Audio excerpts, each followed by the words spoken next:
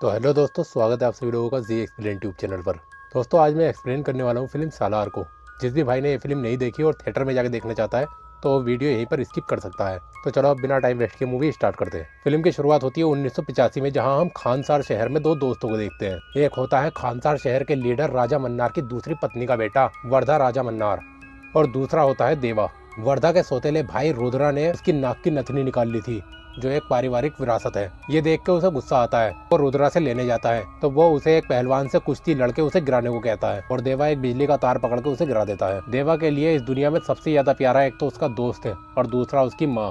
उसी रात हम देखते हैं कि देवा के गाँव में चारों तरफ तबाही मची हुई है और वो अपनी माँ को बचाने के लिए घर का दरवाजा बाहर से किलो से ठोक रहा था, पर फिर भी वो गुंडे वहाँ आ जाते हैं और इन दोनों को पकड़ लेते हैं। अभी वहाँ वर्धा आता है और वो उन्हें छोड़ने के लिए कहता है, लेकिन यह काम वो उसके बाप राजा मन्नार के कहने पे ही कर रहे हैं। तब वो अपने हाथ से एक कड़ा उतार के उसकी तरफ फेंक के कहता है, अगर तू इन्हें छोड़ देगा मैं अपनी उपाधि तुझे दे दूंगा। ये प्रस्ताव देख के वो बहुत ज्यादा खुश हो जाता है और उन दोनों को छोड़ देता है। उसकी माँ उसे इस खानसार शहर से कहीं दूर लेके जाती है उसे, लेकिन जाने से पहले वो अपने दोस्त वर्धा से एक वादा करता है कि वो इसे जब भी बुलाएगा वो इसकी मदद के लिए हमेशा हाजिर रहेगा।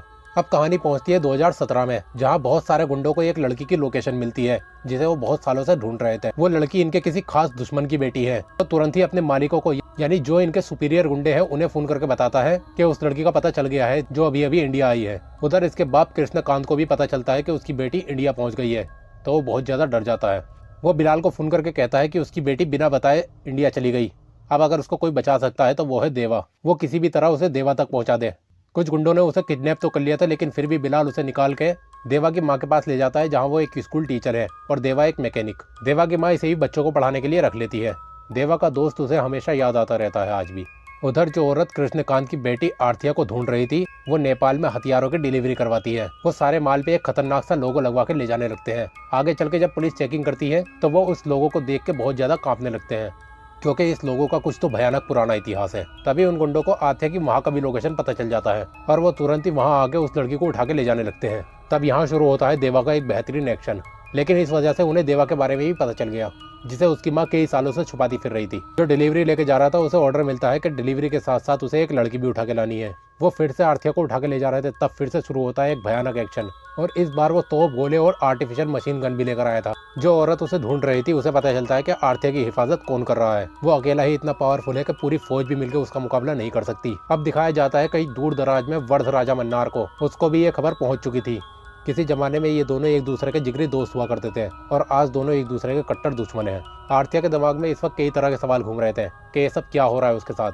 कोई उसे मारना चाहता है, कोई उसे बचाना चाहता है, और ये देवा है कौन। तब बिलाल उसे पूरी कहानी सुनाता है कि हजारों साल पहले यहाँ महमूद गजनी और चंगेज खान से भी ज्यादा खतरनाक डाकू हुआ करते थे, जो बस्तियों में मार काट करते थे और सारा माल लूट के खानसार ले जाते थे। यह खानसार शहर उन डाकुओं का मेन इलाका हुआ करता था, और उन डाकुओं के 3 कबीले थे, मन्नार कबीला, धनियार कबीला और शौरियन का कबीला। ये तीनों कबीले वक्त के साथ बहुत ही ताकतवर होते चले गए, यहाँ तक कि जब अंग्रेजों की हुकूमत भी हिंदुस्तान में आई तो वो भी इनका कुछ नहीं कर सके। आज़ादी के बाद भारत के संविधान को उन्होंने वहां लागू करने से मना कर दिया और खानसार को हिंदुस्तान के नक्शे से मिटा दिया गया। इंडिया का कोई भी कानून खानसार में लागू नहीं होगा, लेकिन इंडिया में हर गैर कानूनी व्यापार में उनका हिस्सा फिक्स रहेगा। खानसार 1985 में इतना ज्यादा खतरनाक हो चुका था कि लोग उसका नाम लेने से भी डरते थे। मन्नार किले के राजा शिव मन्नार ने वहाँ पर 101 राज्य बनाए और हर राज्य में एक लीडर चुना गया। उनकी पहचान के लिए उन्हें एक कड़ा दिया गया। इन कड़ों के हिसाब से भी लीडर 3 दर्जे के थे। एक थे 62 कपार जो 1 वोट का दर्जा रखते थे, दूसरे थे 8 सरदार जो 3 वोट का दर्जा रखते थे, और आखिर में 15 वोट लेकर शिव मन्नार ने खुद को खानसार का कर्ता घोषित किया। शिव मन्नार की मौत के बाद तीनों कबीलों के समझौते के हिसाब से शौर्या कबीले के लीडर धारा को खानसार का कर्ता बनना था, लेकिन शिव के बेटे राजा मन्नार को अपने बाप की कुर्सी बिल्कुल नहीं छोड़नी थी। इसलिए उसने फैसला किया कि वो शौरियन के कबीले को ही खत्म कर देगा। वो सब लोगों को बुरी तरह मरवा देता है, शौरियन के एक बच्चे को भी नहीं छोड़ता, क्योंकि अगर एक भी बच गया तो फिर उसका बदला बहुत ही भयानक होगा। शौरियन को पूरी तरह खत्म करने के बाद राजा मन्नार वहाँ का लीडर बना और उसने खानसार को बहुत ही ज्यादा ताकतवर बना दिया था। राजा मन्नार के 8 सरदारों में 3 उसी की फैमिली के मेंबर थे। एक ओम जो राजा का साला है, दूसरा भाराव जो राजा का दामाद है, और तीसरा रुद्रा, ये राजा मन्नार की पहली पत्नी का बेटा है। राजा मन्नार की एक बेटी है जो खानसार का गौरव है। राजा मन्नार के 2 बेटे और हैं जो उसकी दूसरी पत्नी से थे। एक तो ये और दूसरा वर्ध राजा, इसे कोई भी पोस्ट नहीं दी गई क्योंकि उसने बचपन में ही अपना ओहदा रंगा के बाप को दे दिया था और आज रंगा उन 8 सरदारों में से एक है। वर्धा की इस हरकत से राजा ने आज तक उसे माफ नहीं किया। इसलिए जब उसे किसी जरूरी काम से खानसार से बाहर जाना होता है तो वो अपनी उपाधि अपनी बेटी रमा को देकर जाता है। लेकिन वो अपनी सारी औलादों में से सबसे ज्यादा प्यार वर्धा से करता है। उसे वर्धा को देख के अपने बाप की याद आती है और उसके बगैर वो खाना भी नहीं खाता। वो अपने 8वें सरदार को बुलाकर कहता है वो खानसार से बाहर जा रहा है कुछ दिनों के लिए और लौटते ही रंगा की कुर्सी छीन के वर्धा को देकर उसे वापस सरदार बना देगा। इस बात से रंगा तो परेशान होता ही है, लेकिन उसका सोतेला भाई रुद्रा भी खुश नहीं था। राजा मन्नार ने अपने बाप की मौत के बाद एक कानून बनाया था, जो सबसे ज्यादा ताकतवर होगा वही लीडर होगा और कुर्सी भी उसी की होगी। यानी कोई भी बगावत करके, मार के या काट के बलवान बन सकता है। तो सबके सब मिलके वर्धा के ऊपर हमला कर देते हैं। तभी कर्ता के महल से सीज फायर के घंटे की आवाज आती है। इसका मतलब है जो जहाँ भी है वो वहीं पर अपनी जंग रोक दे और कोई भी इसके खिलाफ नहीं जा सकता। ये घंटा रमा ने बजवाया था। नफरत तो वो भी करती है वर्धा से, लेकिन इस वक्त वो अपने बाप की पोजीशन पर है, इसलिए वो नहीं चाहती कि उसका बाप उससे कहे कि तुमसे सत्ता नहीं संभाली गई। रुद्रा उसे याद दिलाता है कि यहाँ का एक और कानून है, सीज फायर हटाने के लिए एक सरदार वोटिंग का प्रस्ताव रख सकता है। अब 9 दिनों बाद सीज फायर हटेगी या नहीं, इसके लिए वोटिंग होगी। ये सुन के सरदार और कपार सबके सब अपनी अपनी खतरनाक फौज बनाने में जुट गए।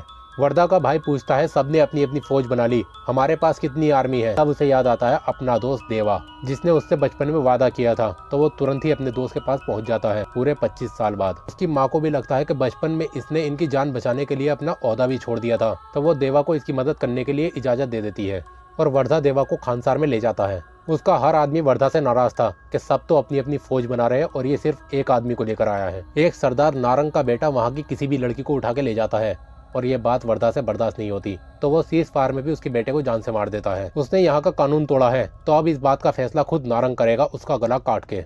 लेकिन रुद्रा उसे भड़काता है कि उस नए बंदे को मार के कुछ नहीं होगा, अगर मारना है तो वर्धा को मार दे। जैसे ही वो वर्धा को मारने बढ़ता है, देवा भरी सभा में उसकी मुंडी काट के धड़ से अलग कर देता है। देवा, वर्धा और उसके भाई सबको जेल हो जाती है। नारंग जो कि एक सरदार था और उसके बेटे के वोट को मिलाकर होते हैं 4 वोट, जो कि अब मर चुके हैं। अब बचते हैं सिर्फ 97 वोट। इसी तरह वोटिंग का दिन भी आ जाता है और अब तक राजा मन्नार भी आ चुका था। सबने अपना अपना वोट डाल दिया था। राजा का वोट था सीज फायर ना हटाने के लिए। 98 वोटों का फैसला हो चुका था, जिसमें से 48 ने सीज फायर हटाने के लिए वोट डाला था और 48 ने ना हटाने के लिए। अब आखिरी वोट बचता है वर्धा का। इसके वोट से फैसला होगा सीज फायर हटेगा या नहीं। राजा मन्नार को भी लग रहा था कि ये सीज फायर ना हटाने के लिए वोट करेगा, लेकिन वो वोट करता है सीज फायर हटा देने के लिए। ये देख के सबके सब शौक रह जाते हैं, क्योंकि वो लाया ही देवा को इसलिए था ताकि वो अपने सारे दुश्मनों को खत्म कर दे। वर्धा जानता है देवा कौन है, वो उसे बचपन से ही सालार बुलाता है। अब यहाँ शुरू होती है वर्धा और देवा की एकदम दमदार लाजवाब फाइट। दोनों मिलके अपने बेहतरीन एक्शन के साथ अपने दुश्मनों को खत्म करने लगते हैं। राजा मन्नार अपनी बेटी से बताता है उसका पति शौर्यान कबीले का है, जिसे 25 साल पहले इसने पूरी तरह खत्म कर दिया था। तभी वहाँ एक घायल आदमी को लाया जाता है। वो एक शॉकिंग बात बताता है, जब ये सारे शौर्यन लोगों को मार रहा था तब उन्होंने अपने बच्चों को गुफाओं में छिपा दिया था और वो बच्चे पिछले 25 सालों से सही मौके की तलाश में थे। आज राजा के साथ उसकी गद्दी को जलाने के लिए सारे शौर्यन एक साथ खड़े थे, सिर्फ एक को छोड़ के, क्योंकि उसे खानसार से निकाल दिया गया था। असल में शौर्यन के राजा धारा जब कर्ता बनने वाले थे, तब राजा मन्नार ने उन्हें मार के गद्दी छीन ली थी और आज खुद ब खुद चल के उसका बेटा यहाँ तक आ चुका है और वो कोई और नहीं, खुद देवा है। एक तरफ सारा खानसार गद्दी के लिए लड़ मर रहा था और दूसरी तरफ सारे शौर्यन अपने लीडर का बदला लेने के लिए गद्दी जलाने को तैयार थे। पर इन सब के बीच में वही गद्दी देवा ने वर्धा को दिलाने का वादा किया है, जबकि उस गद्दी पे बैठने का हक तो देवा रखता है। पर शायद इस बारे में वो कुछ नहीं जानता। अगर जानता होता तो पता नहीं क्या होता। अभी तो जंग सिर्फ शुरू हुई है, असली जंग तो अब यहाँ से शुरू होगी। 2017 में बिलाल जो अथिया को कहानी सुना रहा है यहाँ खत्म होती है और इसी के साथ ये फिल्म भी यहाँ खत्म हो जाती है। इसके अगले पार्ट में दिखाया जाएगा कि इन दोनों जिगरी दोस्तों में दुश्मनी हुई कैसे थी। हालांकि इतना आइडिया तो हमें है, जब इसके दोस्त के बाप ने इसके बाप को मारा है तो ये भी अपने बाप का बदला राजा मन्नार को मार के लेगा और गद्दी इसे चाहिए होगी, क्योंकि रियलिटी में गद्दी पर हक इसका बनता है। तो दोस्तों ये थी फिल्म सालार की पूरी कहानी। उम्मीद करता हूँ आपको वीडियो अच्छी लगी होगी। वीडियो अच्छी लगे तो वीडियो को लाइक और चैनल को सब्सक्राइब जरूर कर ले, ताकि मेरी ऐसी ही वीडियो आप लोगों तक पहुँचती रहे। तो मिलते हैं आपसे अगली वीडियो में, तब तक के लिए सबको बाय। जय हिंद।